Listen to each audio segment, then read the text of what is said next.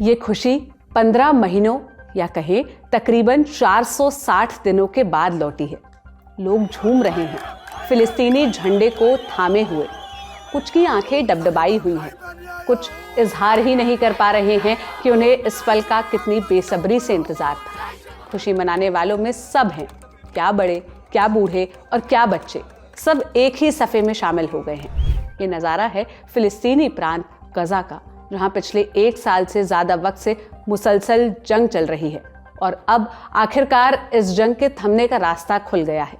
15 जनवरी की देर रात कतर के प्रधानमंत्री ने ऐलान किया कि हमास और इजराइल ने युद्धविराम की शर्तें मान ली है। युद्धविराम की बात तो जंग की शुरुआत से ही चल रही थी।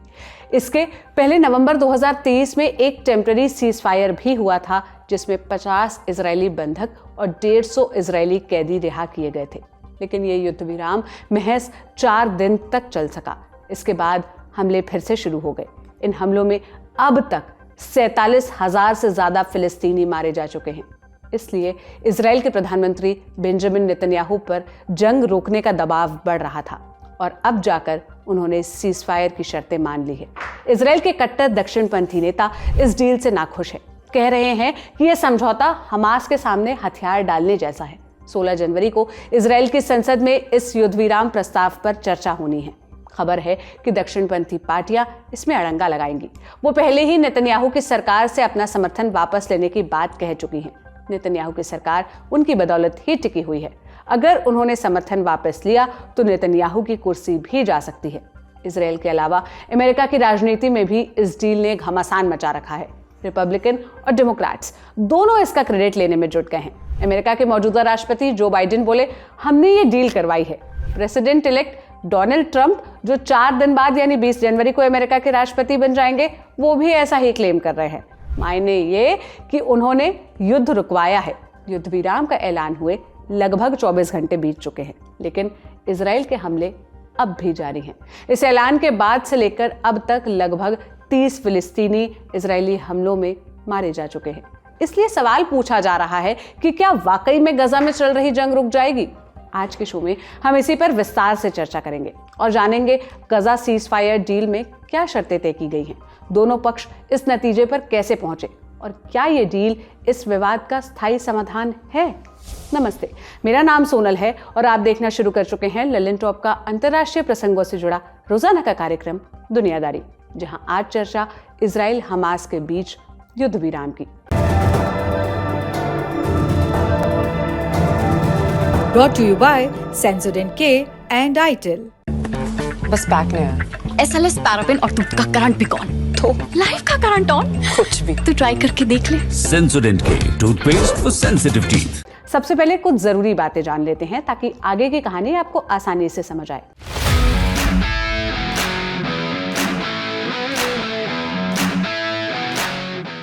इजराइल और फिलिस्तीन वेस्ट एशिया के 2 देश हैं। इजराइल को 1948 में पूर्ण राज्य का दर्जा मिल गया।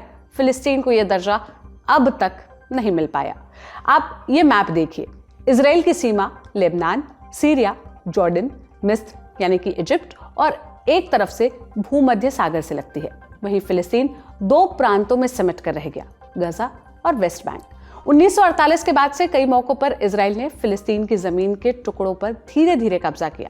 इस कब्जे को यूएन अवैध बताता है। लेकिन आज हमारा फोकस फिलिस्तीन के दूसरे प्रांत गजा पर रहेगा। आप ये नक्शा देखिए, ये गजा है। 2 तरफ से इजराइल से घिरा, एक बॉर्डर इजिप्ट से लगता है और एक तरफ से भूमध्य सागर है। यहाँ पर 2006 से हमास का नियंत्रण है। ये नियंत्रण कैसे हुआ? जनवरी 2006 में यहाँ चुनाव हुए। फतेह और हमास के बीच असल टक्कर थी। हमास ने चुनाव जीत लिया। हमास के नेता और पूर्व मुखिया इस्माइल हानिये को पूरे फिलिस्तीन का प्रधानमंत्री बनना था, लेकिन इजराइल और फतेह ने चुनाव में धांधली का आरोप लगाकर इलेक्शन के रिजल्ट मानने से इनकार कर दिया। इसके बाद फतेह और हमास के बीच लड़ाई हुई। हमास ने गजा पर कब्जा कर लिया। इस कब्जे के बाद इजराइल ने गजा पर पाबंदियां लगाना शुरू कर दिया वो एकदम लिमिटेड सामान गजा को जाने देता। इजराइल गजा को इजिप्ट से भी लेन देन नहीं करने देता है। इसी वजह से गजा में बुनियादी जरूरत की चीजों की कमी रहती है। ये तो कोई बेसिक बात है।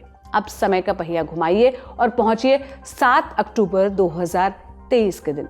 हमास ने इजराइल पर हमला किया, लगभग 1200 से ज्यादा लोगों की हत्या की और 250 लोगों को अपने साथ बंदी बनाकर ले गए ताकि आगे नेगोशिएशन किया जा सके। हमास ने कहा कि ये 7 दशकों के जुल्म का बदला है। 7 दशक मतलब 70 साल। इजराइल ने अगले ही दिन गजा में युद्ध का ऐलान कर दिया। कहा, हमारे 2 मुख्य मकसद हैं, हमास को पूरी तरह से खत्म करना और बंधकों की सुरक्षित वापसी। इसी इरादे के साथ जंग शुरू हुई, लेकिन इसमें आम शहरियों की हालात से पूरी दुनिया ने इजराइल पर दबाव बनाना शुरू कर दिया। गजा का स्वास्थ्य मंत्रालय क्लेम कर रहा है कि इजरायली हमलों में अब तक 47,000 फिलिस्तीनी मारे जा चुके हैं। वहीं 2 दिन पहले आई न्यूयॉर्क टाइम्स की रिपोर्ट दावा कर रही है कि आंकड़ा 64,000 से ज्यादा हो सकता है। इस जंग में गजा की लगभग पूरी आबादी अपने घर से विस्थापित हो चुकी है। जंग से पहले गजा की आबादी लगभग 23 लाख थी। दावा किया गया कि जंग के बाद गजा की आबादी में 6% की गिरावट आई है। इसी वजह से इजराइल पर दबाव बढ़ा और वो अब सीज फायर के लिए राजी हो गया।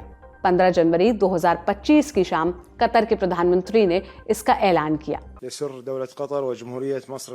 कतर, इजिप्ट और अमेरिका को यह ऐलान करते हुए बेहद खुशी हो रही है कि हमारी मध्यस्थता की कोशिशें सफल हो गई हैं। दोनों पक्ष कैदियों और बंधकों की अदला बदली के लिए राजी हैं। दोनों पक्षों के बीच स्थायी युद्ध विराम के आसार पैदा हुए हैं और इसके साथ ही स्थायी शांति की उम्मीदें लौट आई हैं। अब फिलिस्तीनी और गजा पट्टी तक बड़ी मात्रा में राहत सामग्री भी पहुंच सकेगी।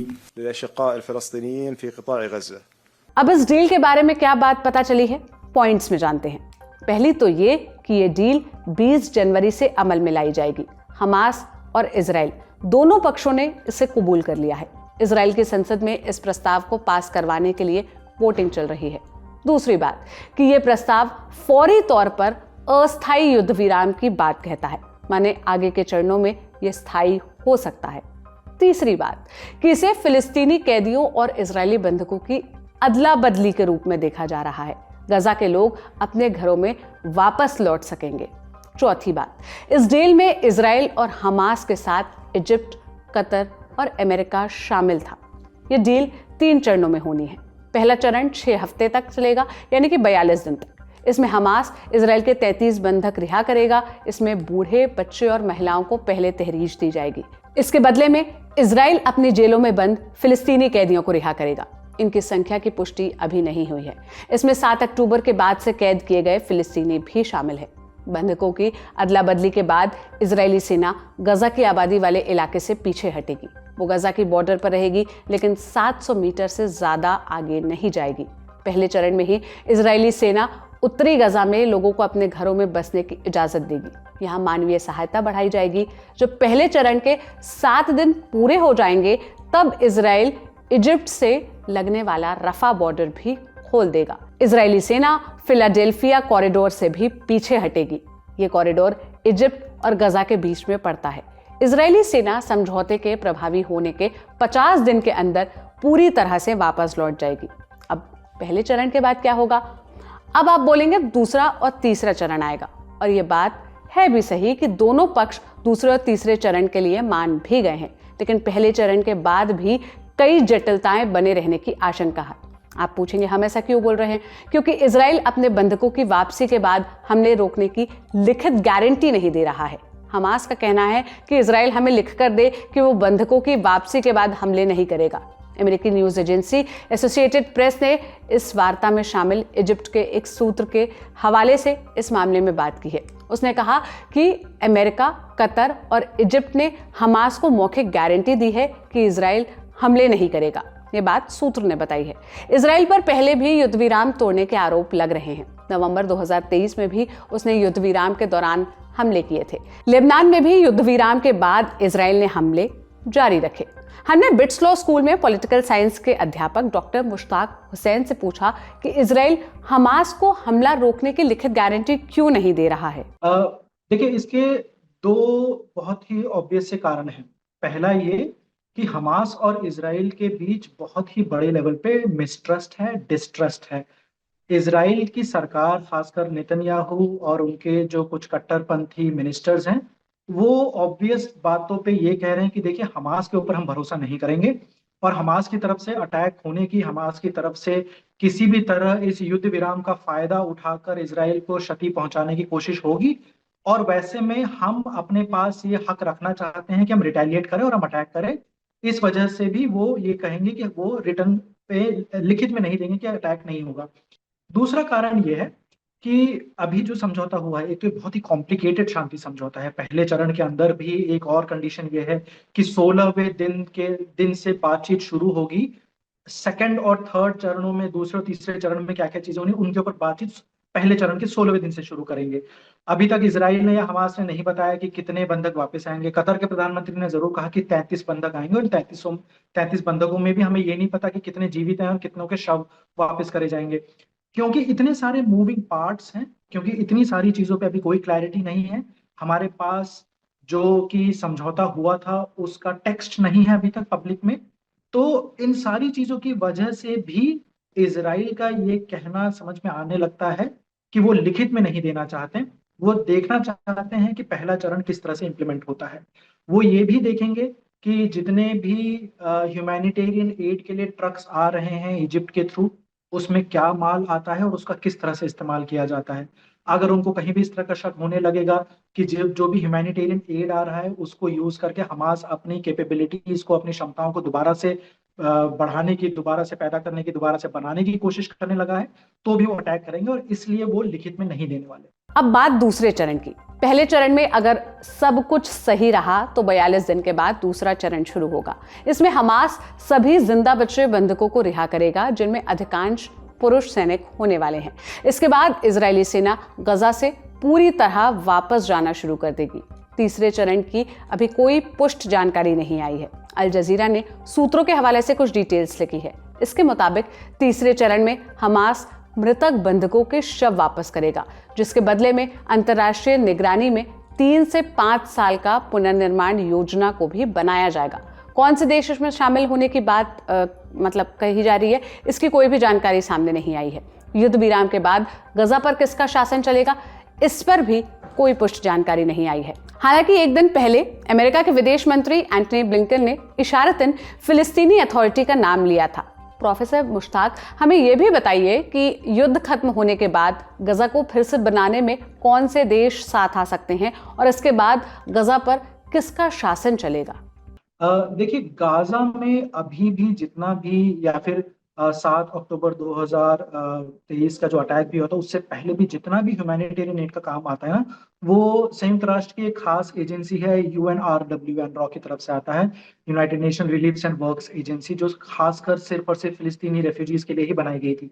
उसकी मेजॉरिटी जो फंडिंग होती है वो दुनिया के कई देशों में आती है, जिसमें अमेरिका भी शामिल है। हम लोग कई बार पब्लिकली ये सुनते हैं कि हमास के पास कतर की तरफ से फंडिंग आ रही है, ईरान की तरफ से फंडिंग आ रही है, लेकिन अगर हम पूरे फिलिस्तीनी एरियाज को देखें जिसमें वेस्ट बैंक और गाजा दोनों आता है, तो इन दोनों एरियाज में, खासकर गाजा में जितने भी रेफ्यूजी कैंप्स हैं, उनमें सबसे ज्यादा जो खर्चा होता है, सबसे ज्यादा जो फंडिंग आती है वो यूनाइटेड नेशंस की तरफ से आती है, अनड्रॉ की तरफ से आती है, और उसके अंदर फंडिंग सबसे ज्यादा यूरोप और यूरोपियन यूनियन और अमेरिका की तरफ से आती है। तो वो कंटिन्यू जरूर होगा। ये एक बहुत बड़ा कंट्रोवर्सी का मामला जरूर रहा है बहुत सालों से, खासकर 2007 से, जब से गाजा के ऊपर हमास ने अपना कब्जा जमाया है, कि हमास उस फंडिंग को डाइवर्ट करके अपने कामों के लिए यूज करता है। तो वो एक बड़ा सवाल या निशान अब भी रहेगा, क्योंकि उसमें बहुत ज्यादा क्लैरिटी है नहीं, कोई अकाउंटेबिलिटी नहीं है कि वो जो पैसा जा रहा है वो सिर्फ और सिर्फ ह्यूमैनिटेरियन एड के लिए जाए और हमास के पास न पहुंचे। इन कंट्रोवर्सीज की वजह से बहुत सारे अरब देश भी, जिनका रिश्ता अमेरिका के साथ अच्छा है, या फिर जिनका बोले ना बोले मतलब पब्लिकली एक्सेप्टेड हो या ना हो, लेकिन इसराइल के साथ भी रिलेशंस हैं, वो देश बहुत खुलकर हमास का या फिर गाजा में फंडिंग नहीं करते हैं। तो जो आपका दूसरा सवाल था उसमें मुझे लगता है कि देखिए, इस पे कोई क्लैरिटी नहीं है। इसराइल बहुत स्ट्रांगली ये चाहता है कि गाजा के एडमिनिस्ट्रेशन में हमास का कोई रोल ना हो।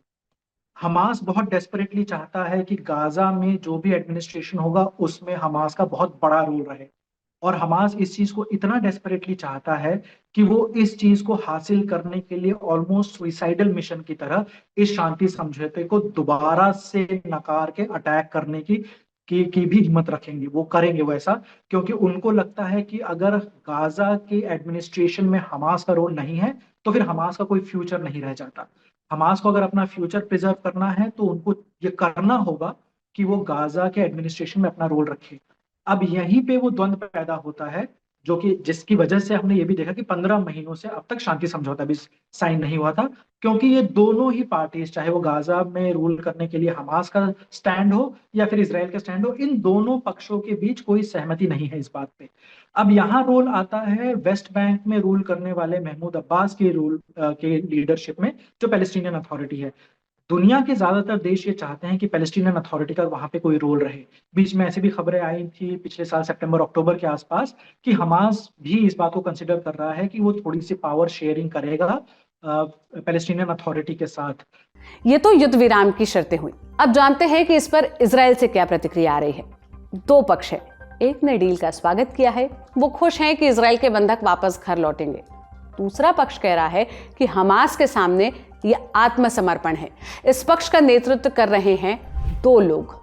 स्क्रीन के बाएं तरफ चश्मे वाले शख्स का नाम है इतमार बेन क्विर और उनके बाजू में बैठे शख्स हैं बेजलिल स्मोट्रिच। दोनों इजराइल की अति दक्षिणपंथी पार्टियों के लीडर हैं। इन दोनों की पार्टियों ने नेतन्याहू की गठबंधन वाली सरकार में समर्थन दिया हुआ है। दोनों ने धमकी दी थी कि अगर गजा में जंग रोकी गई तो सरकार से समर्थन वापस ले लिया जाएगा।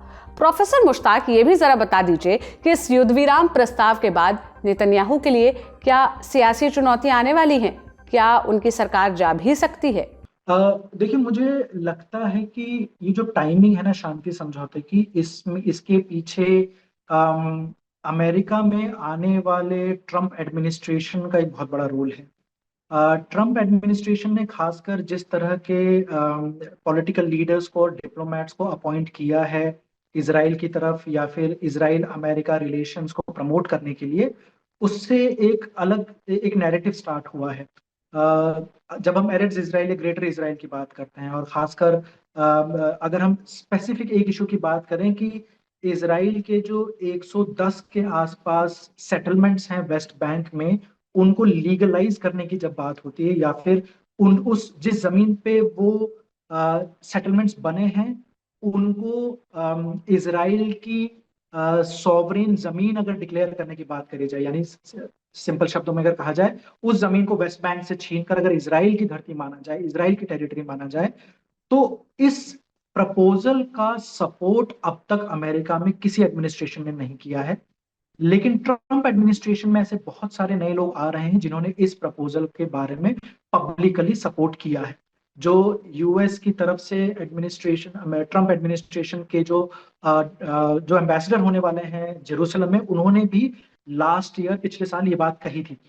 तो यहाँ बात यह है कि एक गिव एंड टेक हो सकता है, एक कॉम्प्रोमाइज वाली सिचुएशन हो सकती है। खासकर अगर हम बेजलिल स्मोट्रिच की बात करें, जो एक दक्षिणपंथी कट्टरपंथी लीडर हैं नेतन्याहू की सरकार में, उनके लिए ये एक बहुत अच्छी डील होगी कि अगर वो अभी, जैसे उन्होंने पहले भी कहा था कि मेरे लिए ये जहर के घूंट पीने जैसा होगा अगर लड़ाई अभी खत्म हो जाए हमास के खत्म होने से पहले। तो उनके लिए एक ऐसी डील होगी कि अगर वो आज मान जाते हैं कि लड़ाई खत्म हो जाए या युद्ध विराम लग जाए, लेकिन इसके बदले में आने वाले 2-3 सालों में जितनी भी यूएस एडमिनिस्ट्रेशन की तरफ से अगर पॉसिबिलिटी बनती है सेटलमेंट्स को इजराइल की सॉवरेन टेरिटरी डिक्लेयर करना या एक्सेप्ट कर लेना, तो वो उनके लिए बहुत अच्छी डील होगी और वो आज कॉम्प्रोमाइज करने के लिए रेडी होंगे। मेरी संशय ये है कि आज भी prime minister Netanyahu, Anthony Blinken और ट्रंप एडमिनिस्ट्रेशन की तरफ से आने वाले लोगों के बीच ये बातचीत चल रही है, और ट्रंप एडमिनिस्ट्रेशन के साथ प्राइम मिनिस्टर नेतन्याहू बहुत स्ट्रांगली ये चीज नेगोशिएट कर रहे हैं। वो ये कोशिश कर रहे हैं कि अगर मैं पीस ट्रीटी साइन करता हूं, अगर मैं शांति समझौता साइन करता हूं, तो उसके बदले में वेस्ट बैंक की जितनी सेटलमेंट्स है उनके लिए उनका स्टेटस चेंज करने के लिए कुछ सपोर्ट वो पक्का डिमांड कर रहे होंगे। प्रोफेसर साहब, अब ये भी बता दीजिए कि डील के सफल होने की आखिर कितनी संभावना है? क्या इसके बाद गजा में चल रही जंग रुक जाएगी? और साथ में यह भी बताइए कि क्या इस युद्ध विराम में इजराइल फिलिस्तीन विवाद के स्थायी हल की तरफ कोई रास्ता निकलेगा? एक शब्द हम कई बार यूज करते हैं कि कॉशियसली ऑप्टिमिस्टिक, कि हम ऑप्टिमिस्टिक हैं कि ये शांति समझौता टिक जाए, सक्सेसफुल रहे। लेकिन अगर पिछली हिस्ट्री हमें कुछ बताती है, जो लास्ट समझौता हुआ था वो अक्टूबर 2022 के आसपास हुआ था, उसे भी तोड़ दिया गया था। उसका ब्लेम दोनों के ऊपर लगता है, चाहे वो हमास हो चाहे इसराइल के ऊपर हो। 2012 की जंग हो, 2014 की जंग हो, पिछली जितनी भी जंगें हुई हैं, किसी न किसी तरह से शांति समझौता पूरी तरह से इंप्लीमेंट नहीं हो पाया है। अब अगर हम ये सोचते हैं कि एक सक्सेसफुल शांति समझौते का मतलब सिर्फ युद्ध विराम है, यानी सिर्फ लड़ाई का रुकना है, तो उसके चांसेस मुझे ज्यादा लगते हैं। अगर हम शांति समझौते के सक्सेसफुल होने का मतलब ये समझते हैं कि गाजा में दोबारा से डेवलपमेंट हो, गाजा में जितनी तबाही हुई है उसको दोबारा से ठीक किया जाए, रिकंस्ट्रक्शन किया जाए, तो उसकी मुझे ज्यादा उम्मीद नहीं है।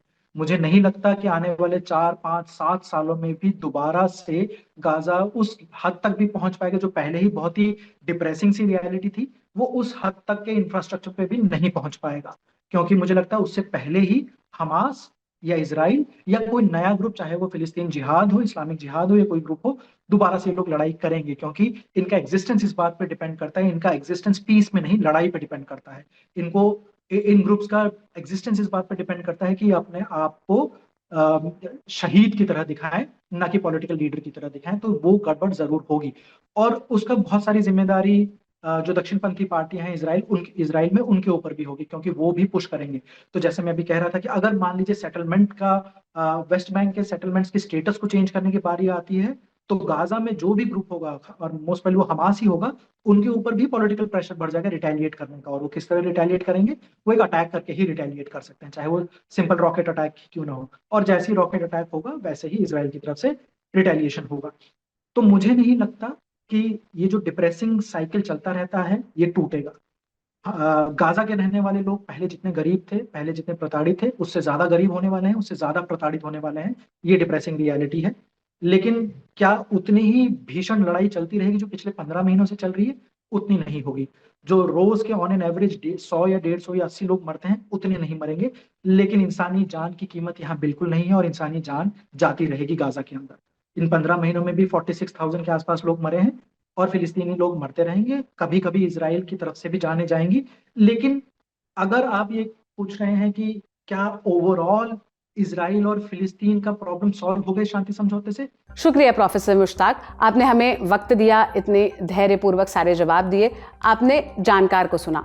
अब जानिए कि अमेरिका की राजनीति में इस डील से क्या घमासान छिड़ा हुआ है। 15 जनवरी की देर शाम अमेरिका के प्रेसिडेंट इलेक्ट ने ट्रुथ सोशल पर लिखा, हम अभी व्हाइट हाउस पहुंचे भी नहीं हैं, राष्ट्रपति बने भी नहीं हैं, और हमने एक युद्ध रुकवा दिया। सोचिए, राष्ट्रपति बनने के बाद हम क्या करने वाले हैं। मौजूदा राष्ट्रपति जो बाइडेन ने भी इसका क्रेडिट लिया, बोले हमने डील करवाई है। जब वो प्रेस कॉन्फ्रेंस कर रहे थे तब एक पत्रकार ने उनसे पूछा भी, ट्रंप भी इस डील की क्रेडिट ले रहे हैं और आप भी, फिर असल में ये डील किसने करवाई? बाइडेन थोड़ा असहज होकर बोले, आप मजाक कर रहे हैं। आप भी देखिए वो clip. Thank you. Folks, credit for this, Mr. President, you or Trump? Is that a joke? Oh. इस मामले पर दुनिया भर से रिएक्शन आए, सुनिए। ये एक खुशनसीब दोपहर है, क्योंकि आखिरकार मैं अब ऐलान कर सकता हूं कि इजराइल और हमास के बीच युद्ध विराम और बंधकों को लेकर समझौता हो गया है। इस सौदे का नक्शा मेरे प्रशासन ने खींचा था और बातचीत भी हमने की, लेकिन इसकी शर्तों को अगला प्रशासन ही लागू करेगा। पिछले कुछ दिनों से हम एक टीम के तौर पर नेगोशिएट कर रहे हैं। हमें लगता है कि इस डील के बाद फिलिस्तीन के मुद्दे का एक राजनीतिक समाधान खोजने की तरफ कदम बढ़ाए जाएंगे। ये सब कुछ दुनिया भर में मान्यता प्राप्त अंतर्राष्ट्रीय कानून के आधार पर ही हो सकेगा। 1967 की सीमाओं के अंतर्गत एक आज़ाद फिलिस्तीनी मुल्क की स्थापना ही अल्टीमेट गोल है। इसकी राजधानी पूर्व यरूशलेम होगी और इजराइल शांति और सुरक्षा में साथ निभाएगा।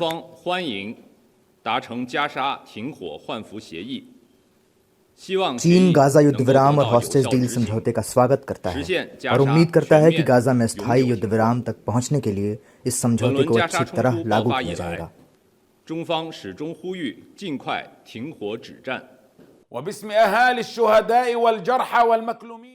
शहीदों और घायलों के परिवार की तरफ से, सभी पीड़ितों की तरफ से, बहाए गए खून की हर बूंद और दुख दर्द के हर एक आंसू की तरफ से हम कहते हैं कि हम नहीं भूलेंगे और हम माफ नहीं करेंगे। मुझे बेहद खुशी हुई, लेकिन मेरे जहन को एक गहरे दुख ने भी जकड़ लिया है। हम अपने घर लौट रहे हैं, लेकिन हमने नाती नातिन, पिता, भाई, चचेरे भाई, पड़ोसी और अपना घर तक खो दिया है। हम कह भी क्या सकते हैं। हम हर चीज के लिए ईश्वर का शुक्रिया अदा कर रहे हैं। कई महीनों की नाउम्मीदी के बाद उम्मीद ने कदम बढ़ाए हैं। अंधेरे में रोशनी की एक झलक दिख रही है। एक ऐसा अंधेरा जो 7 अक्टूबर 2023 को हमास के हमले के बाद फैला और ऐसा लगा जैसे वो सब कुछ निकल जाएगा। मैं अपने घर के सामने तंबू लगवाऊंगा और रिकंस्ट्रक्शन का इंतजार करूंगा। ये थी हमारी बड़ी खबर यानी लीड स्टोरी। अब कुछ सुर्खियां जान लेते हैं। पहली सुर्खी जुड़ी है कैलिफोर्निया में लगी आग से। जिस वक्त व्हाइट हाउस डोनाल्ड ट्रंप के स्वागत की तैयारियां कर रहा है, उस वक्त अमेरिकी राज्य कैलिफोर्निया के लॉस एंजलिस शहर में हजारों घर आग में जलकर राख हो चुके हैं। लॉस एंजलिस की आग के बारे में हमने विस्तार से बता रखा है। अगर आप जानना चाहते हैं तो आप दुनियादारी का वो एपिसोड देख सकते हैं। उस एपिसोड का लिंक आपको डिस्क्रिप्शन बॉक्स में मिल जाएगा। अब ताज़ा अपडेट्स जान लेते हैं। सबसे पहले ये जानिए कि शहर के कई अलग अलग इलाकों में आग लगी है और सबको अलग अलग नाम दिए गए हैं। सबसे पहले पैसिफिक पैलिसेड्स इलाके से इसकी शुरुआत हुई थी। इसका नाम पैलिसेड्स फायर। इस वक्त 23,700 एकड़ इलाके तक ये फैल चुकी है। इस पर अभी 19% तक काबू पा लिया गया है। दूसरा है इटन फायर। ये आग करीब 14,000 एकड़ जमीन अपनी जद में ले चुकी है। इस पर 50% तक काबू पा लिया गया है। तीसरा है हर्स्ट फायर। इसका फैलाव 800 एकड़ तक है और इसे लगभग 97% तक काबू में ले लिया गया है। इसके अलावा एक और नाम है ऑटो फायर। यह आग महज 60 एकड़ तक महदूद है। इस पर 47% तक काबू पा लिया गया है। इसके अलावा अब तक कुल 25 लोगों के मारे जाने की खबर है। सभी इलाके में रेड फ्लैग वार्निंग जारी है। हालांकि वेदर फॉरकास्ट के मुताबिक हवा की रफ्तार कम होने के आसार हैं। इससे फायदा सिर्फ इतना होगा कि फायर फाइटर्स का काम थोड़ा आसान होगा। नेशनल वेदर सर्विस के मुताबिक अगले हफ्ते की शुरुआत में नई तरह की हवा शुरू हो सकती है, जिसके बाद आग और भी फैल सकती है। कनाडाई प्रधानमंत्री जस्टिन ट्रूडो 15 जनवरी को कनाडा के प्रोविंशियल लीडर्स से मिले, यानी कनाडा के अलग अलग राज्यों के लीडर्स। इस दौरान उन्होंने अमेरिका की तरफ से कनाडाई सामानों पर लगाए जाने वाले टैरिफ की बात की। 26 नवंबर को ट्रंप ने कहा था कि 20 जनवरी को राष्ट्रपति पद संभालते ही वो कनाडा और मैक्सिको पर 25% टैरिफ लगाएंगे। इस दौरान ट्रूडो ने एक्स पर एक पोस्ट लिखा, कहा कि हम नहीं चाहते कि इस टैरिफ की वजह से कनाडा और अमेरिका के रिश्ते खराब हों, लेकिन अगर ऐसा हुआ तो हम जवाब देने के लिए तैयार होंगे। अब तीसरी और अंतिम सुर्खी जान लेते हैं जो अमेरिका से ही आई है। डोनाल्ड ट्रंप के राष्ट्रपति बनने में अब महज 4 दिन रह गए हैं। इससे पहले उनके चुने गए कैबिनेट के कुछ सदस्यों की अमेरिकी सेनेट के सामने पेशी हो रही है। सेनेट यानी अमेरिकी संसद का ऊपरी सदन। अमेरिकी कानून के तहत कैबिनेट के कुछ सबसे सीनियर और जरूरी पदों पर नियुक्ति के लिए सेनेट की मंजूरी चाहिए होती है। पिछले 2 दिनों से सेनेट में यह काम जारी है। 15 जनवरी को इस तरह के 6 सदस्यों की पेशी हुई। सवाल जवाब के सेशन चले। इनमें से एक नाम जो हमारे और आपके लिए जरूरी है वो है मार्को रूबियो। ट्रंप ने इन्हें सेक्रेटरी ऑफ स्टेट के पद के लिए चुना है, यानी कि विदेश मंत्री। आइए एक नजर देखते हैं कि इन्होंने क्या कुछ जवाब दिए और इससे हमें अमेरिका के आने वाले फॉरेन पॉलिसी के बारे में क्या अंदाजा लग सकता है। पहला, यूक्रेन पर मार्को बोले, अमेरिका की यही पॉलिसी होनी चाहिए कि जंग रुक जाए और इसके लिए रूस और यूक्रेन दोनों को ही कुछ मुद्दों पर रियायतें देनी होंगी। दूसरा, रूबियो ने चीन के मुद्दे पर सबसे ज्यादा मुखरता से अपना पक्ष रखा। बोले, चीन इस देश का अब तक का सबसे शक्तिशाली और खतरनाक कॉम्पिटिटर है। चीन को लीड करने वाली चीन की कम्युनिस्ट पार्टी हमारे मुल्क के लिए अब तक का सबसे शक्तिशाली और खतरनाक कॉम्पिटिटर है। उनके पास ऐसी चीजें हैं जो सोवियत संघ के पास कभी नहीं थे। वो तकनीक के क्षेत्र में, उद्योग के मामले में, आर्थिक तौर पर, भू राजनीतिक तौर पर और विज्ञान जैसे क्षेत्र में भी हमारे खिलाफ है और हमारे कॉम्पिटिटर है।